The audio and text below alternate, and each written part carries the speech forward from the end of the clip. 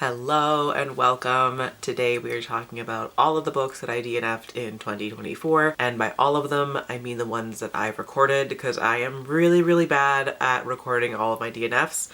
I am a ruthless DNFer. I will stop reading a book at the slightest provocation. I give zero fucks. So yeah, the second I'm not having a good time, I just stop reading it. So what I tend to do is put down the ones that I read like a significant amount of that I didn't think I was gonna DNF. Those ones go onto my spreadsheet, so those are the ones that I have recorded. But a lot of the times I will literally read like 2 or 3 pages of a book, maybe like 10 if I'm feeling generous, and then I'll DNF, and those ones don't tend to get written down because they're so quick. I'll read the 2 to 10 pages, decide that I don't like it, and then forget that it ever even existed. So this year though, I will be better at accurately recording all of my DNFs because I am curious as to how many I've actually DNF'd. I want to see how many I get in 1 year because damn, there's a lot. So these are at least the ones that I have written down. Sadly, starting with Spinning Silver by Naomi Novik. I was so hyped for this book. I loved Uprooted. I do want to read all of her books eventually, and Spinning Silver was going to be my second book from her, and I did not like it. I read a good amount of it. I think I read like 160 pages, a decent amount, and I was really not feeling it. I gave it a really good shot. I loved the atmosphere. The snowy setting was beautiful. It was so well written, but I didn't give a singular fuck about any of the characters. The plot was really boring to me. I just really didn't care about anything happening aside from the setting. The magic was cool, but like I just didn't care, you know? So sadly, a DNF for me. I am gonna keep it because it's so pretty, but never gonna actually finish it. Next up is The Space Between Worlds. This one I might give a second chance to at some point. I was reading this just with the ebook. I didn't have the audiobook present, and as I've mentioned a million times on my channel, my ADHD is so intense these days that I can't focus without the audiobook anymore. Doing a tandem read with the audiobook and the actual words in front of me has been a game changer for reading, and over the last couple of years I can't really read that well anymore without the audiobook because I get sidetracked every like literally 2 pages and I can't focus. So I was finding with this one that again I just didn't really care about it. I wasn't interested. It wasn't keeping me captivated like at all. So I do want to try it again at some point with the audiobook if I can ever find it because it sounds really cool. It's a great premise. It just was not holding my attention in the slightest. So it's a temporary DNF. And then we've got By Sky and Sea. This one I was also super excited for, and sadly I just again didn't really care about it. Most of my DNFs are because I just don't care. Like typically I can deal with like bad writing or whatever, but when I just don't care, I can't force myself to continue. And that was the case with this one. I liked the premise, the setting was cool, but everything else was just really bland for me, so sadly a DNF there. Midnight in Everwood, I am so sad about. I'd had this book on my TBR forever, since long before it was released. I was so looking forward to it. I've been hyping it up for so long, trying to make time to get to it, and when I finally got to it, I was so let down. I read a decent amount of this one as well. I think I read like maybe 70 pages of it, and it was so boring. Oh my god. There was nothing interesting happening at all. And I know like 70 pages isn't that much, but like in my personal opinion, if I'm gonna spend several hours reading one story, it's gotta interest me right away. I personally don't like reading books where it's like, oh yeah, the first half is terrible, but then it gets really good.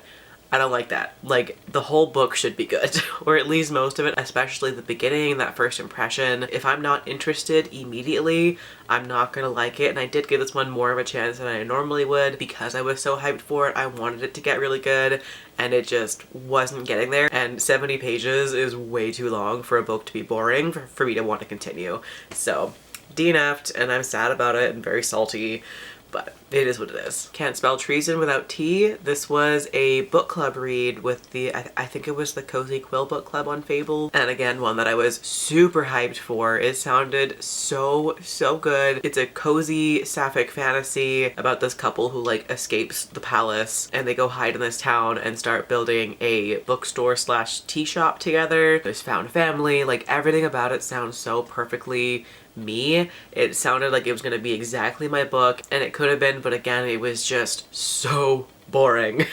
And with this one, I also gave it a really fair chance. I think I read 60% of it. I don't know how many pages that was, but I was more than halfway through it and I called it quits because I was so bored. It was putting me into a reading slump. There was lots of action on page. There was lots of things happening. I just didn't care about any of it. Like, I was so bored even during the action, and like things were a lot higher stakes than a cozy would normally be. And even with those higher stakes, that high action, I did not care. It was so boring and I'm so sad about it. Next up is Sia Martinez and the Moonlit Beginning of Everything. There's nothing wrong with its book. I think lots of people would enjoy this one. I'm just not the biggest fan of middle grade. I used to be more into middle grade. I would read it like once in a while and enjoy it when I read it. But over this last year, whenever I try to, I just don't like it, I think, at all. I've been way less into YA as well. I think it's just as I'm getting older, my tastes are changing. I've never liked kids. They've always annoyed me, but like when I was closer to that age group, I could tolerate it more because I love the stories, I love how whimsical they are, and the fact that the characters were kind of annoying kids were things that I could look past. But the older I get, the less tolerance I have for annoying children. So as much as I love the stories and the whimsy and how fun they are, I can't deal with reading about literal 12-year-olds. So sadly, not for me, but again, if you like middle grade, I do think that you would love that one. It just was not for me. Also, make adult books more whimsical. I want the whimsy. Give me the fun, silly times, okay? Like, not every adult fantasy book has to be bloody and gruesome and horrible, you know? I want like the soft, fun wonderfulness of a middle grade or a YA fantasy, just with like adult characters, but not a cozy. Does that make any sense? Probably not, but it makes sense in my head. Silver Under Nightfall by Chupeco. Me and this author just do not vibe. I've read 2 of their books and then DNF'd this one. The 2 that I read, I really didn't like, and then this one, I DNF'd it, and again, I gave it a really, really good shot. I read, I don't know how many pages I read exactly, but it was close to 200 pages. So I read a really good chunk of this book and I was trying so hard to like it because I love the premise. Gothic polyamorous vampires, like hell yeah, that sounds great. But reading it, I was super bored. I did not give a flying fuck about anything that was happening. The characters were good, but the plot was really boring. And yeah, it's sadly just not the book for me, but I wanted it to be. All of its author's books sound really, really good, but I'm gonna give up on trying to read them because I've never enjoyed anything that I've read from this author. The Weavers of Alamaxa. This is the sequel to, what's it called? The Daughters of Izdihar, I think. I loved that first book. It was so good. It was interesting. I loved the characters. The pacing was really good. The plot was interesting.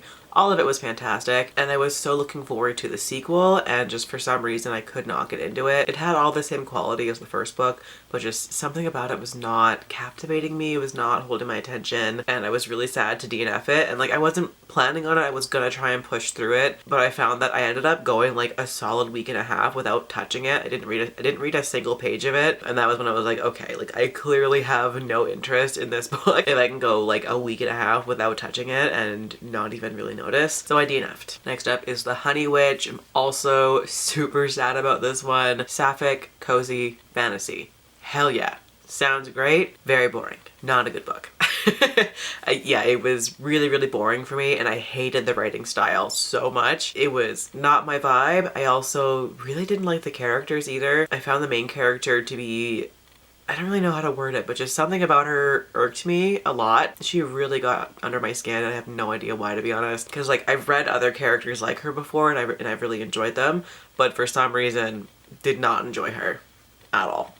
The setting was very cool though. I did like that. Ministry of Time. I did get pretty far into this one as well. I think I read about 40% of it. I was trying to like it because, again, premise super cool, and I was enjoying elements of this, but overall I wasn't caring enough about it to want to continue it. I had a whole bunch of other audiobooks and ebooks out from the library at that time that I was way more excited for, and I was finding that this one felt more like a chore to get through before I could get to the books that I really wanted to read. The Woods All Black, I'm so sad about. This one sounded so good, and I think that I would love it if I had the audiobook, because I feel like that would be a lot more like immersive and atmospheric if I was listening to the story, but physically reading it over ebook was so incredibly boring. This is a really short novella, and I read about half of it, and I felt like nothing had happened. And this is meant to be a very slow book, but again, I feel like if it had been the audiobook with maybe some like atmospheric music, that slowness would have really worked for me, but because it was over ebook, it was just boring and I could not get into it. And I was like just getting to all the action and everything, and I did not care at all. The House Where Death Lives is an anthology that I was looking forward to. The whole idea of like a whole bunch of different stories all set in one place felt really repetitive to me. I didn't get very far in. I think I only read the first 2 stories, I want to say, like 2 and like maybe like a quarter of the third one. It was not very much of it, but I really wasn't caring about it, and I was already bored by just the same setting over and over and over again. Yet another cozy sapphic fantasy that I DNF'd is House of Frank, which I'm also very sad about because I love cozy sapphic fantasies, which you may not be able to tell by the amount that I DNF'd this year, but I do love them, I swear. It's just these ones were not working for me for some reason. It just, again, was super boring. Didn't like the character. I don't think that I'm a fan of like dislike to lovers. I love rivals to lovers and like enemies to lovers when the couple has like an actual reason to hate each other, but when they just meet and they just don't vibe, I don't like that.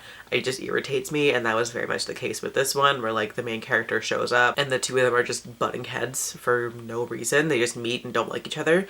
I don't love that. Plus the writing style for this one was really odd. The format was so strange because the main character, her sister passed away before the start of the book, and she talks to you, like the reader, as though you are the dead sister. It's very strange. Like she'll be, you know, doing her whole inner monologue. It's in first person and she's addressing her sister as you, the reader. And it was really weird and off-putting and kept taking me out of the story. That was the biggest reason why I DNF'd it, but it was also, I'm not a big fan of the dislike to lovers. And then finally, the last one is Confounding Oaths. This is the sequel to Mortal Follies. I hated Mortal Follies. It was the worst book that I read in 2024, so I really don't know why I thought that I would enjoy book 2, but for some reason I picked it up. I liked the premise of Mortal Follies and I loved the narrator. It was this like fairy pixie character who was just like watching the story happen and telling you about it. So that part was fun. I liked that, but I just didn't like the actual romance and the story of Mortal Follies, so I figured same setting, same narrator, different story, different characters, maybe I'll like this one. I did not. Yeah, it was very irritating and terrible. So I DNF'd it very swiftly. But yeah, those are all the books that I DNF'd, or some of the books that I DNF'd. Realistically, there are probably at least 24 more. I'm not gonna lie.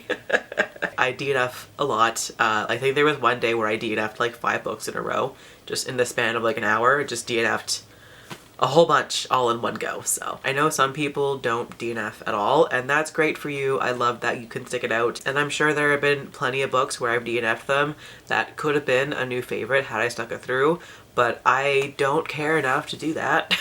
I have hundreds upon hundreds upon hundreds of books that I want to read, and I don't have the time, energy, or patience to read ones that I'm only kind of liking or not liking at all. So, so I will continue to DNF at every whim and feel no remorse over that at all. But anyways, that'll do it for today's video. Let me know in the comments some of the books that you DNF. I would love to hear all the tea spilled, so let me know. Thanks for watching, and I will catch you guys later on. Bye!